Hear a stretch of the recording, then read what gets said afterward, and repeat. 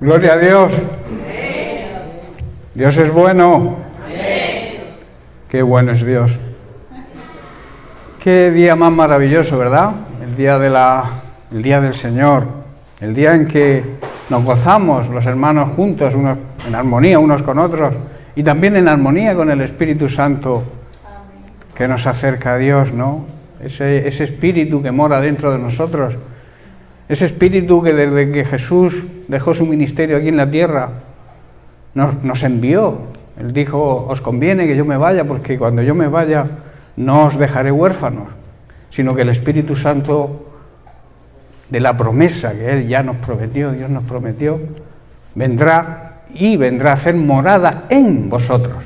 O sea, Jesús caminaba con sus discípulos, cerca de sus discípulos, pero hoy nosotros tenemos un gran privilegio, que es que el Espíritu Santo, Dios, mora dentro de nosotros, para ser nuestro guía, para ser nuestro ayudador, nuestro abogado, defensor, aquel que cuando no sabemos cómo pedir, Él nos ayuda en nuestra debilidad.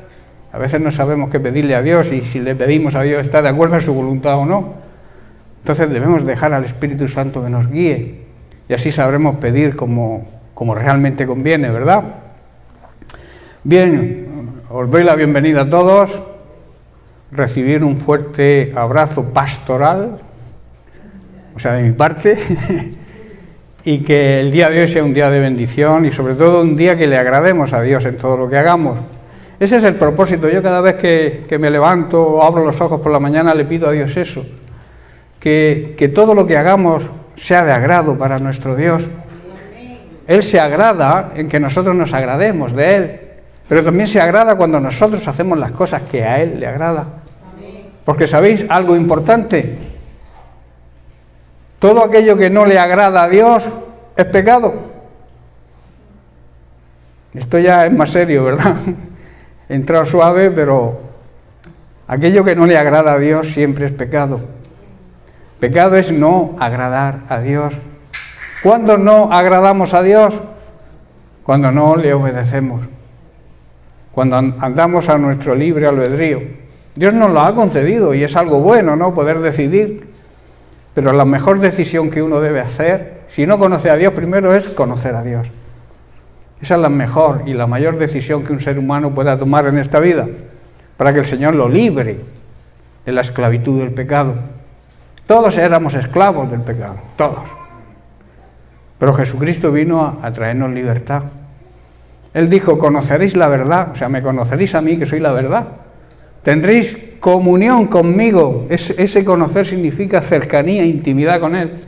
Tenéis que tener comunión conmigo, y entonces yo, que soy la verdad, os va a hacer libres. ¿Pero libres de qué? De cualquier atadura. A veces confundimos la libertad con el libertinaje, y el libertinaje es hacer lo que nos dé la gana, y muchas veces decimos: somos libres y yo puedo hacer lo que quiera. Pablo dice que no todo me conviene, todo me es lícito, o sea, todo lo puedo hacer. Tengo libre decisión, poder de decidir, pero luego añade: pero no todo me interesa, no todo me edifica. Y además luego, un poco más adelante, añade: no me dejaré dominar por ninguna cosa.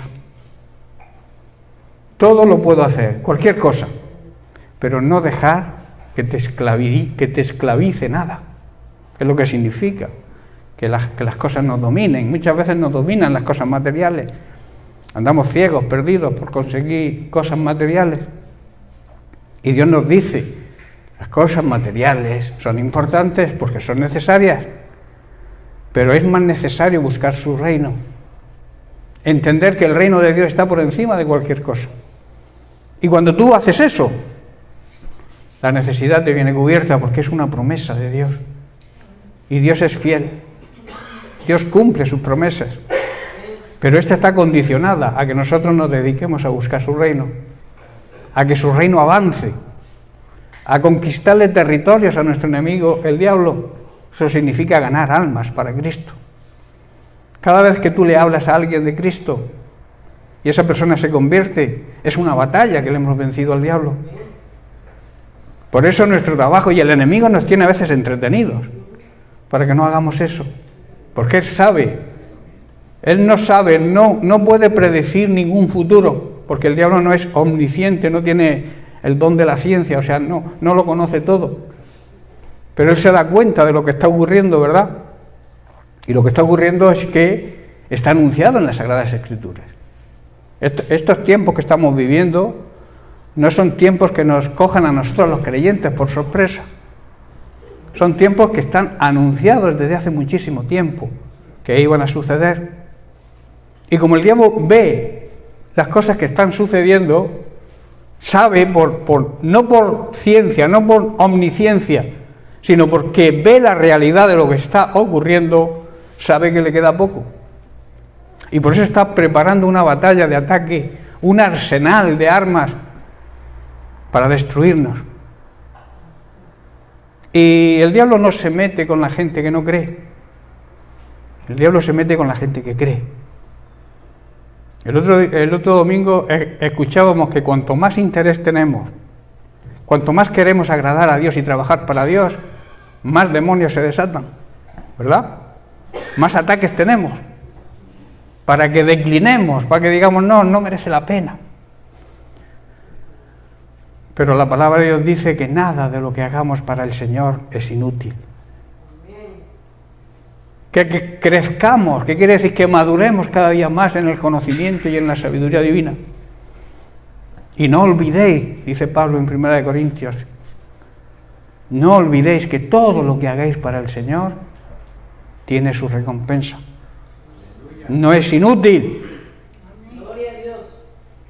Por eso nuestro trabajo es rechazar las mentiras de Satanás, humillándonos ante la presencia de Dios, hacerle frente al diablo. Del diablo no hay que huir, la Biblia no dice que huyamos del diablo, dice que él tiene que huir de nosotros. Pero ¿cómo huye él de nosotros? A través de nuestra humillación. Hoy vamos a hablar de la humillación y terminar sobre el tema que comenzamos la semana pasada sobre el orgullo. Que el orgullo es lo contrario a la humildad, ¿verdad? Jesucristo fue ejemplo. Y nos dijo, y nos dice, porque no me gusta hablar de que dijo, sino que dice hoy lo está diciendo también, que el que se humilla, él lo levanta. Al orgulloso, si tú quieres que el Señor te ponga en un lugar de privilegio, como puso a Jesucristo, Jesucristo ocupa ahora un lugar de privilegio. ¿Qué mayor privilegio que sentado a la diestra del Padre? Pues si tú quieres estar ahí, porque dice que estamos sentados con Cristo. Simbólicamente, espiritualmente, los creyentes estamos sentados con Cristo, a la diestra del Padre, porque Cristo es la cabeza y yo soy su cuerpo. Nosotros somos su cuerpo, su iglesia. Entonces estamos sentados con Cristo. Y estamos por encima del resto de seres humanos. No porque Dios no nos ame, no ame al resto de seres humanos, sino que nosotros tenemos el privilegio de haber sido adoptados por Cristo. Al ser adoptados por Cristo dejamos de ser hijos de otra familia, de otro padre, que todos sabéis cuál es, ¿verdad? Jesús ya lo dijo claramente a los religiosos de su época. Vosotros sois hijos ¿de quién? Del diablo. Porque las cosas del diablo es las que estáis haciendo. Decís que creéis en Dios, pero estáis haciendo las obras del diablo. Dios, que decís que vuestro padre no es vuestro padre. Vosotros sois hijos de vuestro padre el diablo. Eso se lo dijo a los religiosos de la época. Que no nos digan a nosotros eso, ¿verdad? Nosotros hemos sido, como he dicho, adoptados, hechos hijos de Dios. Tenemos la autoridad de ser llamados hijos de Dios. Y que los demás lo reconozcan. Cuando dice seréis llamados hijos de Dios, está diciendo seréis reconocidos por el mundo como hijos de Dios. Yo plantearía la siguiente pregunta. ¿Qué opina el mundo o las personas que nos rodean incrédulas de nosotros? ¿Nos reconocen como hijos de Dios? Lo dejo ahí para que cada uno se autopregunte y diga, el mundo que me rodea, mis vecinos, mi familia, mis compañeros de trabajo, mis compañeros en el instituto, ¿reconocen que somos hijos de Dios? Nuestra obligación como hijos de Dios es demostrarlo, ¿verdad? ¿Cómo demostramos ser hijos de Dios? Viviendo una vida justa, honrada, viviendo en santidad. Que el mundo vea que ha habido una transformación en nuestra vida. Si el mundo no ve que has cambiado, perdóname, pero no has nacido de nuevo. Perdona que sea así de claro. Pero la realidad es esa.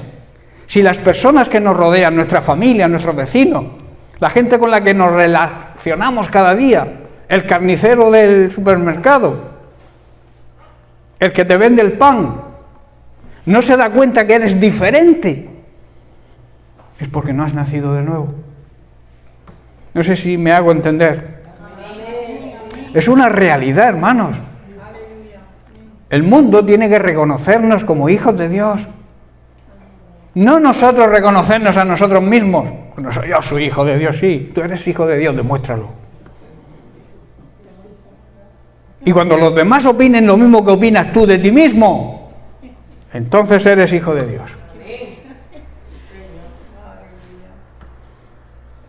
¿Qué relación tenemos con Jesucristo? ¿Qué relación tenemos con su palabra? ¿Cómo estamos siguiendo a Jesucristo? ¿De cerca o de lejos? Si sigues a Jesús de lejos, si sigues la palabra de Dios a distancia, negarás a Jesús. Como le ocurrió a Pedro, ¿verdad? Y a otros discípulos, cuando prendieron a Jesús, dice que lo siguieron de lejos. Y claro, Pedro lo negó. Luego se arrepintió, tuvo un arrepentimiento digno, o sea, tuvo frutos dignos de arrepentimiento. Y Dios lo perdona porque Dios es misericordia pura, es amor puro. Y cuando vamos a Él arrepentidos, por muy pecador que seamos, Dios nos perdona. Y además olvida, cosa que muchas veces nosotros no hacemos. Que no quiero decir que si alguien te ha hecho algo malo, tú lo vayas a borrar de tu mente. En tu mente está, pero tu recuerdo es un recuerdo sin rencor, si realmente has perdonado. Si tú tienes o sientes algo de rencor por alguien y dices que lo has perdonado y sigues sintiendo ese rencor, es porque lo has perdonado de boca, pero en tu corazón no lo has perdonado. ¿Estás comprendiendo? ¿Cómo está nuestra relación con el Señor? ¿Tiene el Señor el control de nuestra vida? Amén. Siempre. Yo preguntaría, ¿qué función desempeñó Jesucristo al venir a la tierra? ¿Cuál era su propósito? ¿Cuál? Qué bonito, ¿verdad? Vino a eso, ¿verdad? A salvarnos. Vino a dos cosas. Uno, a salvarnos, y otro, a ser el Señor de su iglesia, el dueño de su iglesia. Todos hemos ido al lado bueno, al lado bonito, al lado de decir, Señor, vino a esta tierra para salvarme, ¿verdad? Pero es tu Señor. ¿Lo has reconocido como tu Señor? ¿Como tu dueño? Jesucristo vino, uno de los propósitos fundamentales es a reinar sobre su pueblo, sobre su iglesia, a señorear, a entronarse, a vivir en su trono, y nosotros humillados, sometidos ante su soberanía y su poder y su autoridad. Pero Dios no quiere que nos sometamos en plan de humillarnos, digamos, de tirarnos por tierra, todo lo contrario, sino que Él quiere levantarte. Si tú has caído y reconoces tu caída, tu pecado, te humillas ante la presencia de Dios, ¿qué hace Dios? Te restaura, te levanta. Cuando Dios te disciplina y tú aceptas la disciplina, Él te levanta. Pero como te mantengas en orgullo y en soberbia, vas a permanecer en el suelo. El tiempo de permanecer en el piso lo decides tú. El tiempo que tardes en reconocer tu pecado, en reconocer que debes humillarte ante la presencia de Dios y pedirle perdón y arrepentirte, lo decidimos nosotros. Él nos quiere levantar. Él te lo dice bien claro. El que se humille, que significa el que se someta a mi soberanía.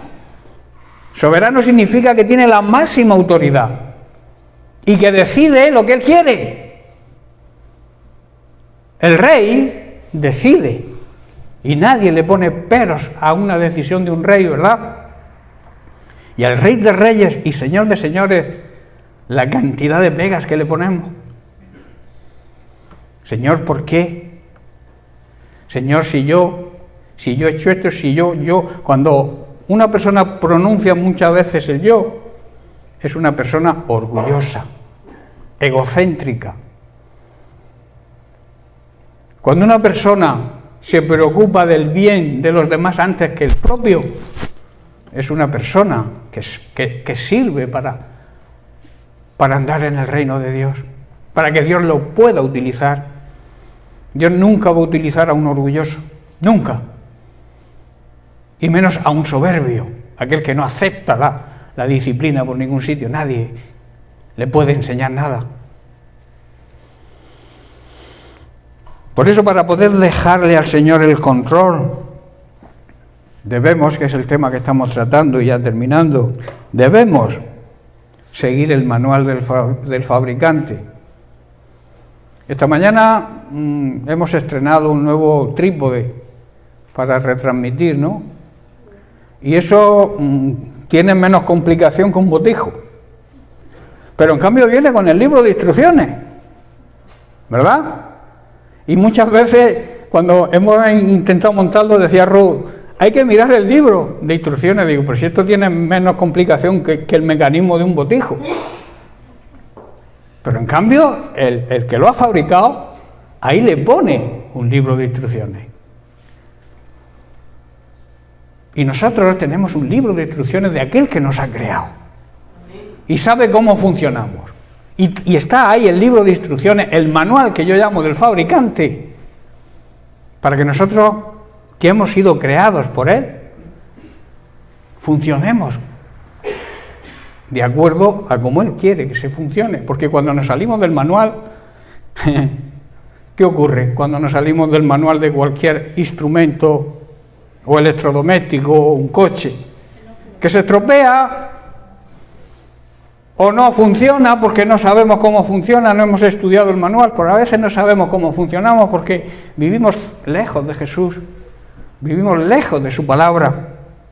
Y hay motivos, hay muchos motivos por los cuales vivimos lejos de ese manual. Decíamos que uno de ellos era la negligencia, el descuido, la falta de cuidado, las distracciones, el ocio, las raíces de amargura. Hermanos, a veces vivimos amargados. Un cristiano tiene que arrancar todo eso. El gozo del Señor es nuestra fuerza. Y a veces traemos raíces de amargura, de cosas que han pasado en nuestra niñez. Malos tratos, violaciones, mala relación con nuestros padres, con nuestros familiares. Pero todo eso, cuando llegamos a Cristo, hermanos, desaparece. Toda maldición desaparece. Hay maldiciones que van pasando de padres a hijos. Por poner un ejemplo, mi padre se divorcia, yo me divorcio, mi hijo se va a divorciar.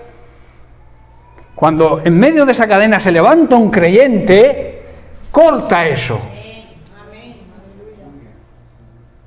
Porque se aferra a la palabra de Dios, y la palabra de Dios dice que lo que siembra, recoge. Si se siembra odio, hay familias que de generación en generación los hijos odian a otras personas porque su padre odiaba a sus padres y quizá no sepan ni el motivo, pero los odian.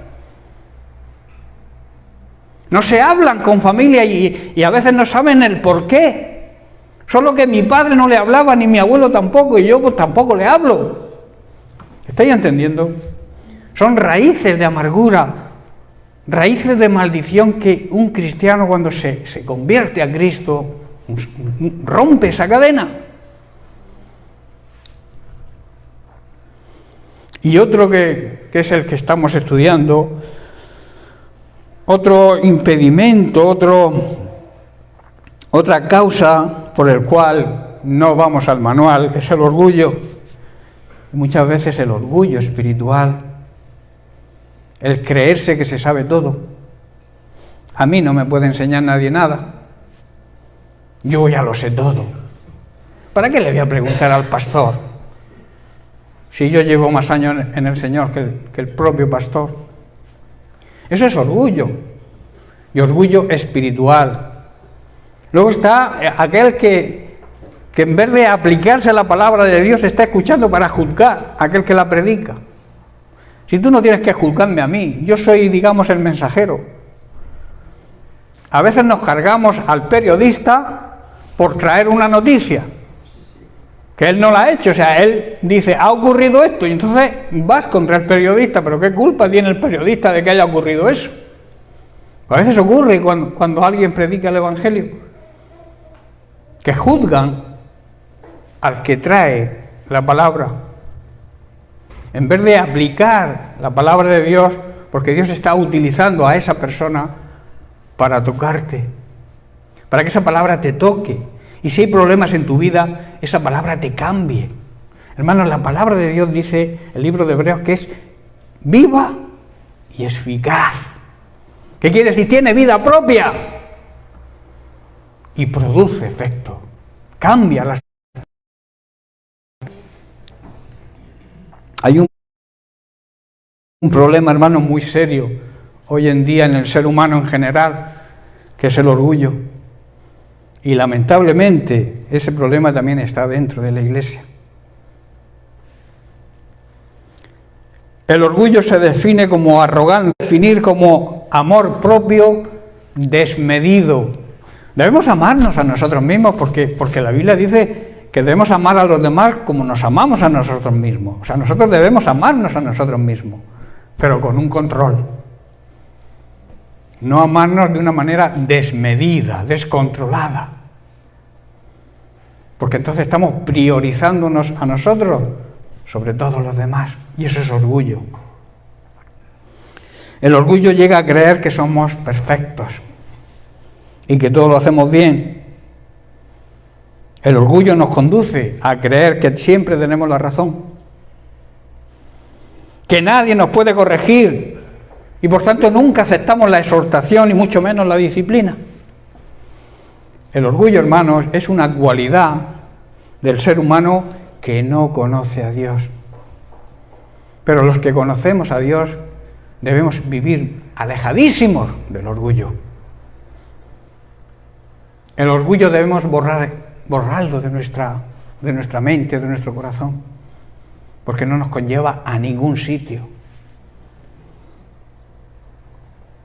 El orgulloso no acepta consejos de nadie, se guía por sus propios criterios, no acepta que nadie le enseñe nada, creen que lo saben todo, no acepta que nadie les corrige, porque creen hacerlo todo bien, y por tanto no aceptan, como he dicho, la exhortación, que nadie le llame al orden, y mucho menos aceptan la disciplina.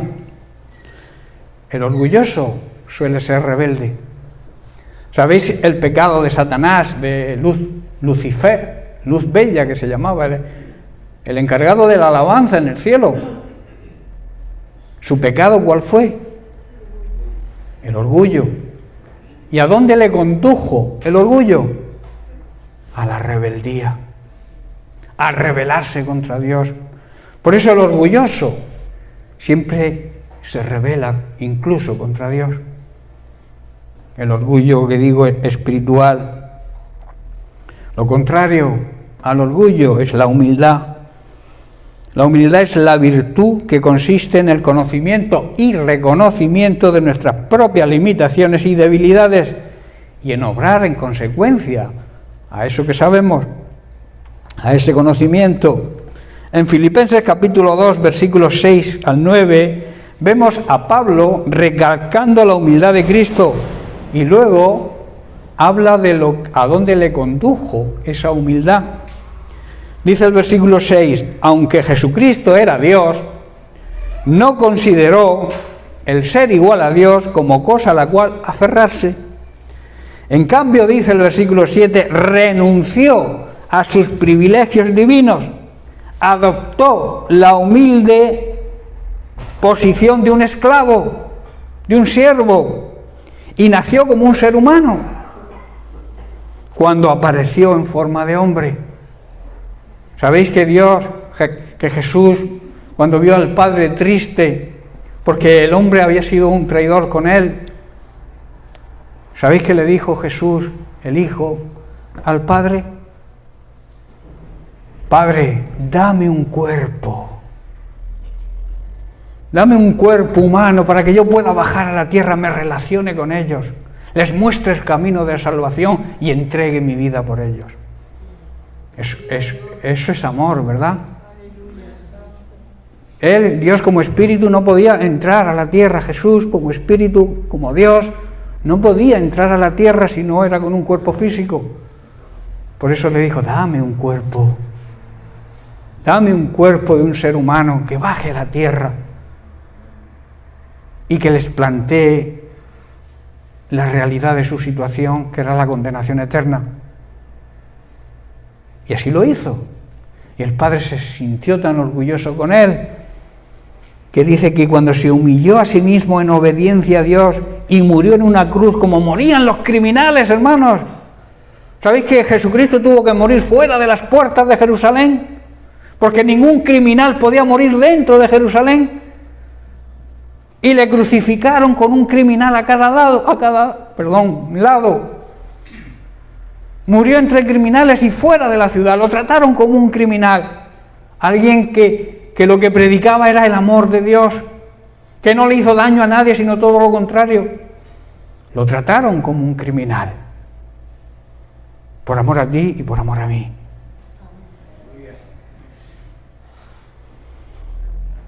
Cuando le dijeron, Jesús, baja de la cruz, si eres hijo de Dios. ¿Sabéis? Haciendo una paráfrasis de lo que le contestó Jesús, si no bajo ahora mismo de esta cruz, es por amor a ti.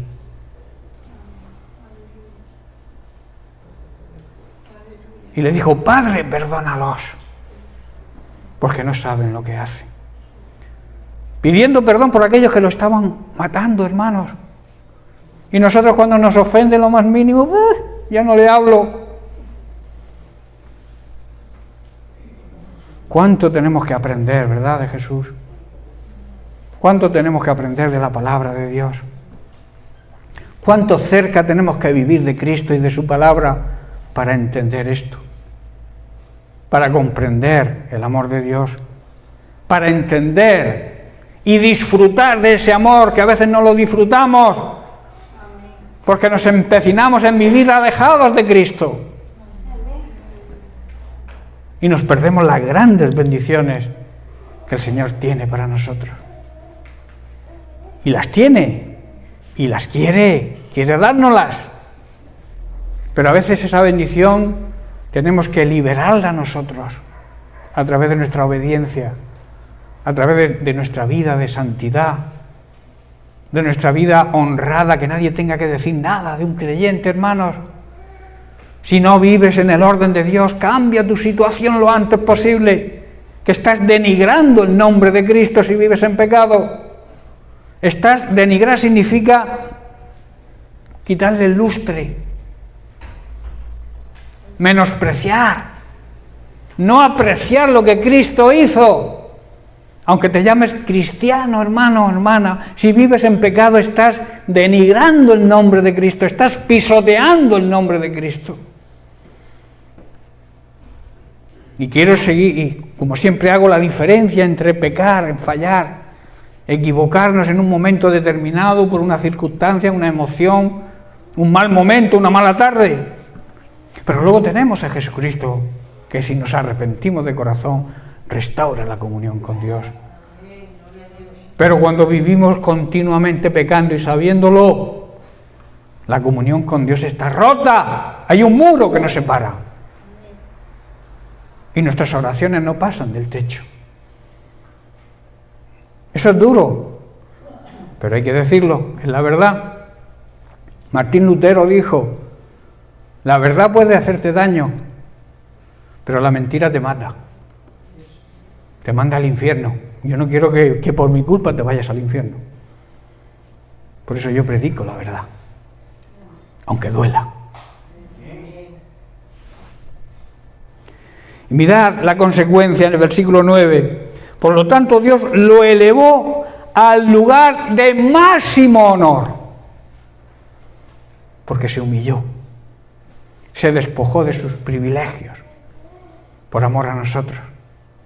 Y Dios lo puso en un lugar de privilegio, un lugar que está por encima, y le dio un nombre que está por encima de cualquier nombre. Aleluya, gloria a Dios. Gloria a Dios. Si quieres, hermanos, que todos te respeten, sé humilde, acepta el consejo, acepta la corrección, acepta la exhortación, acepta la disciplina y serás levantado por el Señor. Si te empecinas en seguir en rebeldía, en orgullo y en soberbia, estarás ahí en el piso todo el tiempo. De ti depende. La humillación es una decisión nuestra. Tú debes humillarte, ya lo dijo el apóstol Santiago en su carta capítulo 4 versículo 10, donde afirma: sean humildes delante del Señor, y Él los levantará con honor. Hermanos, para que Dios nos pueda exaltar, nos pueda levantar, es necesario humillarnos delante de Él. Es necesario que aceptemos su palabra, que aceptemos sus mandamientos, reconociendo así que no somos perfectos. Estamos, eso sí, en el camino de la perfección. Ya lo dijo Pablo, yo no pretendo haber logrado ya la perfección, ser perfecto, pero una cosa hago, prosigo, sigo hasta conseguirlo, hasta llegar a la meta. Está claro que nunca vamos a llegar a la perfección de Dios, pero Dios nos exige la perfección humana. Anda delante de mí, ¿y qué? Y sé perfecto. Perfecto no como yo, es imposible. Dios, tú no puedes llegar a la perfección de Dios, porque Dios es espíritu, tú eres humano. Pero hay una perfección humana, ¿sabéis cuál? La perfección de Cristo. Que Él fue perfecto, siendo un ser humano como tú y como yo. Por eso cuando nosotros imitamos a Jesucristo, seguimos a Jesucristo, intentamos imitarlo en todo, vamos en proceso hacia la meta, hacia ser perfecto como Él es. ¿Estáis entendiendo? Dios es un Dios perfecto, claro, la perfección divina, pero nosotros podemos alcanzar la perfección humana, la que alcanzó Jesucristo con su obediencia. De la misma manera que Cristo se humilló a sí mismo y fue puesto en un lugar de privilegio, fue exaltado, así nosotros debemos humillarnos para que Dios nos pueda levantar también a ese lugar de privilegio, estar sentados con Cristo a la diestra del Padre. Hermanos, cuando nos creemos suficientes y capacitados para marcar nuestro propio destino, cuando confiamos en nuestra sabiduría humana, en nuestras fuerzas, ignorando el manual, la consecuencia será que fracasaremos de seguro. Cuando tú te crees sabio, cuando tú crees que lo sabes todo, cuando tú confías en tus fuerzas, cuando tú confías en tus conocimientos, olvidándote de Dios, tienes el fracaso asegurado. tarde o temprano, más temprano que tarde, seguro. ¿Por qué entonces caminar sin el manual de instrucciones? Cuando en él encontraremos las instrucciones para el buen funcionamiento de nuestra vida. Hermanos, usemos el manual, ya para concluir sobre este tema, usemos el manual y no seamos negligentes. Tampoco nos perdamos en distracciones que nos desvíen de la palabra de Dios y escuchemos al enemigo. Seamos también sabios, dejándonos guiar por el Espíritu Santo, que Él nos va a revelar ese manual, esas cosas que quizá no entiendas en el manual, pero que el Espíritu Santo, si buscas la intimidad con Él, si buscas la plenitud, si buscas estar cerca de Él, si buscas su ayuda, su consejo, su guía, Él te va a mostrar, te va a revelar esa palabra. Pero como decíamos en semanas anteriores, Dios revela su palabra, esa palabra oculta, ese maná oculto en el cielo. El maná oculto en el cielo es la palabra sin revelar todavía, que Él promete revelar a aquellos que se mantengan fieles a Él. Si tú eres fiel al Señor, Él te va a revelar ese maná oculto en el cielo, esa palabra que todavía no ha sido revelada, te la va a ir revelando, conforme Él quiera, claro que sí. A veces pretendemos saberlo todo, pero la Biblia, todos los días aprendemos algo. Ayer hablaba con Mario sobre esto, de que hay veces que lees un versículo 300 veces, y a la 301 Dios te abre una ventana y dices, ¡qué revelación más extraordinaria sobre este versículo que yo no había visto antes, en las 300 veces anteriores! Por eso la Biblia es un manantial de vida. La Biblia no es un libro que tú puedas leerlo y terminar y ya lo he leído. La Biblia hay que vivirla cada día. Alguien, incluso el Papa hace poco dijo que la Biblia se había quedado obsoleta. Y yo digo que el obsoleto es Él. Porque la Biblia ni es vieja ni es nueva, es eterna. La palabra de Dios es eterna, igual que todo lo relacionado con Dios es eterno. El amor, la misericordia, el perdón, todo lo relacionado con Dios es eterno. Y su palabra, por tanto, es eterna. El cielo y la tierra se terminarán, acabarán destruidos, porque va a terminar esta tierra fundida por el fuego. Todo se va a terminar, todo lo que vemos, pero la palabra de Dios va a permanecer. ¡Aleluya!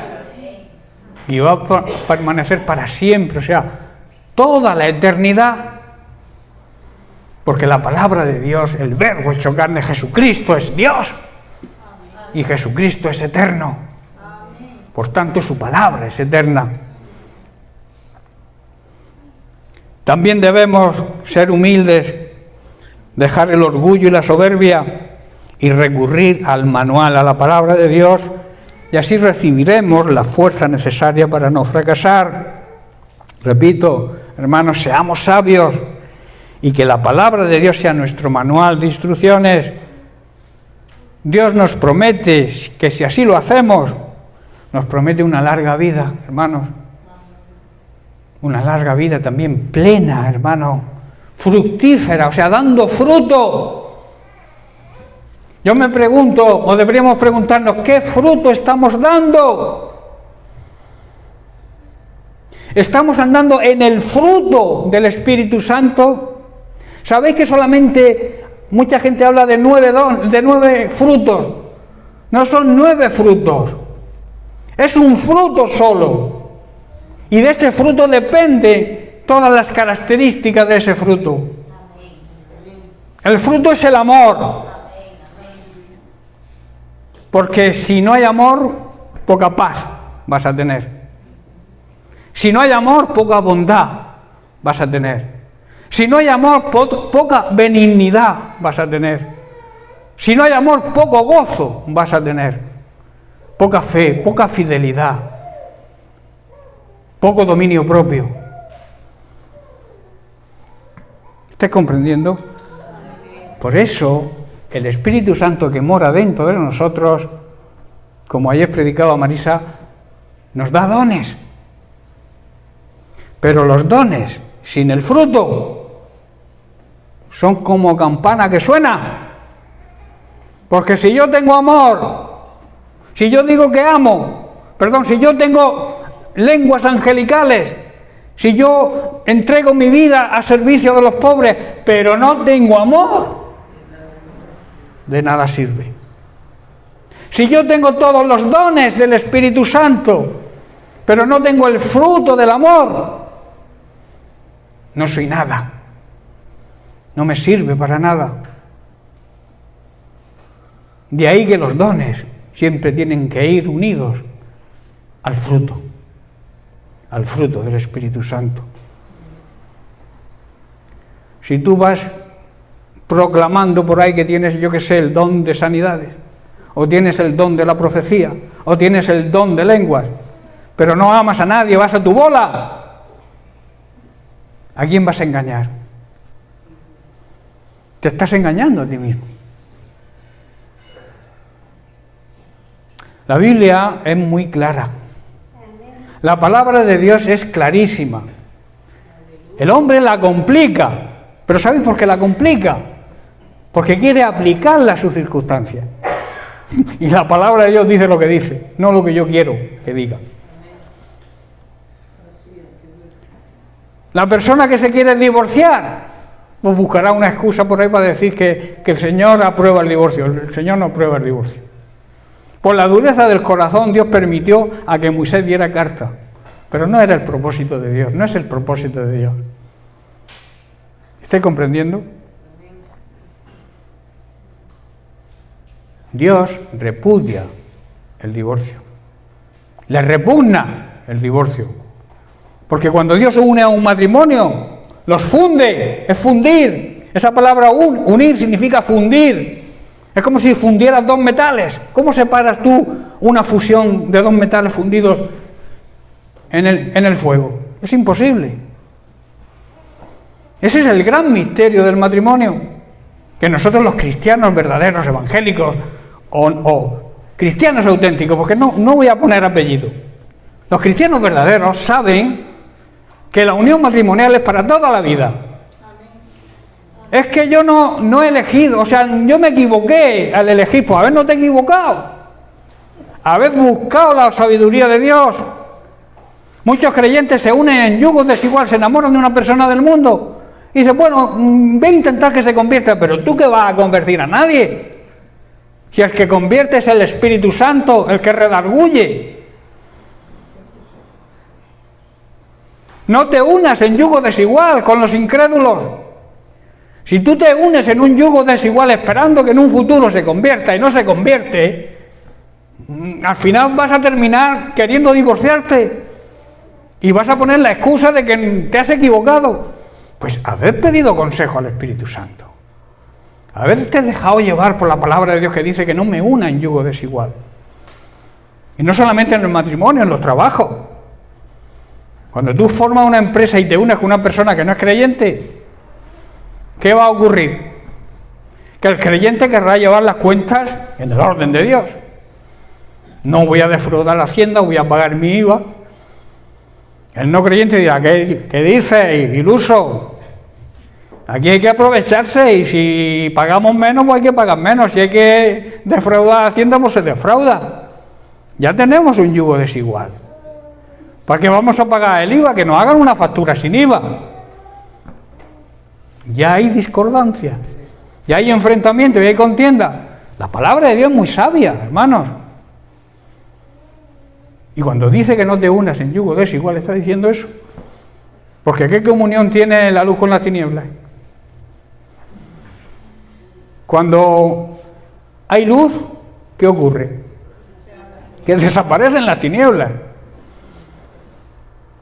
Y cuando tenemos la luz encendida a medianoche y se apaga, ¿qué ocurre? Que entran las tinieblas. No hay comunión. No hay unión entre Dios y el diablo. No hay comunión entre el que cree y el que no cree. Seamos sabios, hermanos, vivamos a la luz de la palabra. Para eso, repito, debemos aplicarnos el manual del fabricante. Debemos ser guiados, hermanos, cuando tengamos problemas, dudas. Busquemos la guía de Dios a través de su Espíritu Santo.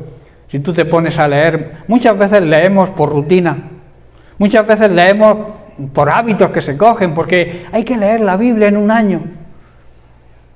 Y luego le preguntas, ¿qué leíste ayer? No se acuerda. Tienen que ir a la hojita donde pone lo que leí ayer o lo que leeré mañana o lo leeré hoy. ¿Por qué?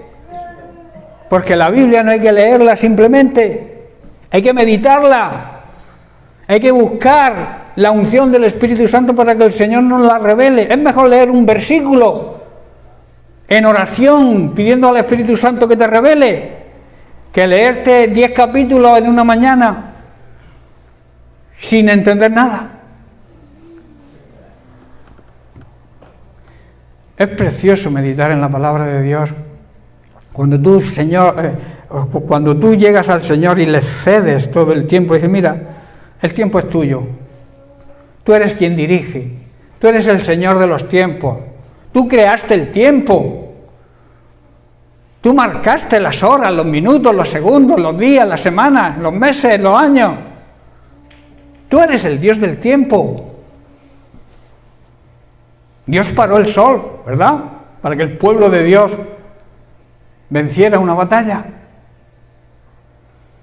¿Por qué no va a parar el tiempo para que tú tengas comunión con el Señor? Una relación de calidad con Él cada día, aunque sea corta. Él quiere, nosotros tenemos cada día una cita con Él. El Señor nos cita. Y muchas veces faltamos a la cita.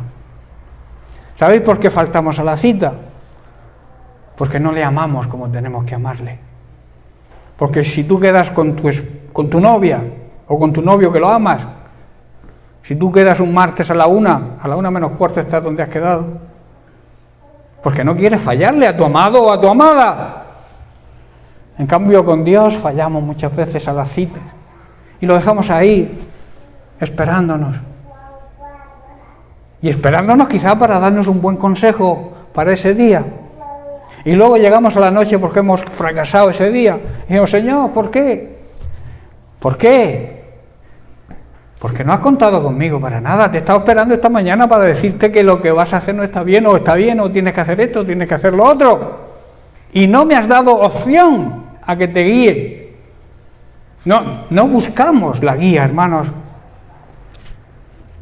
Y eso es un error que cometemos. Y lo cometen muchos creyentes. No te sientas porque tú te sientas ahora mismo que la palabra te está tocando. Yo creo que está tocando mucho. Porque me está tocando a mí también. A veces tenemos que tener más tiempo de calidad con el Señor para que las cosas nos salgan bien. Es una necesidad, hermanos, que profundicemos, que estudiemos el manual, esa guía, que recurramos a ella siempre, hermanos, que la palabra de Dios sea nuestro alimento espiritual diario. Nuestro espíritu tiene que estar alimentado diariamente, si no estará flacucho, sin fuerzas, vendrán problemas y no podremos hacerle frente, porque estamos debilitados espiritualmente. Pero si está fuerte en el Señor, si está fuerte en tu espíritu, vendrá el problema y le dirás, quieto, que aquí tengo a mi Dios respaldando y mi Dios es más grande que tu problema. Pero para eso necesitamos esa intimidad con el Señor, esa cercanía con Él. Hermanos, estoy terminando. Solo siguiendo, solo obedeciendo el manual de instrucciones, o sea, su palabra, podremos ir conociendo cada vez más al único Dios verdadero. Y hermanos, y esto, como Jesús dijo en su oración sacerdotal, esto es vida eterna. Jesús lo definió en ese capítulo 17 de Juan, versículo 3, quiero recordar. Dice, y esta es la vida eterna, que te conozcan a ti cada vez más, al único Dios verdadero, y al que tú enviaste, o sea, a mí, a Jesucristo, a su palabra. Eso es vida eterna. Y por tanto la vida eterna se comienza a vivir aquí, cuando se hace eso, cuando se busca la presencia de Dios, cuando buscamos la intimidad con Él, cuando queremos conocer cada vez más su palabra, que conocer su palabra es conocer a Dios. Amén. Bien, pues lo dejamos aquí y la semana que viene seguiremos haciendo algunas preguntas.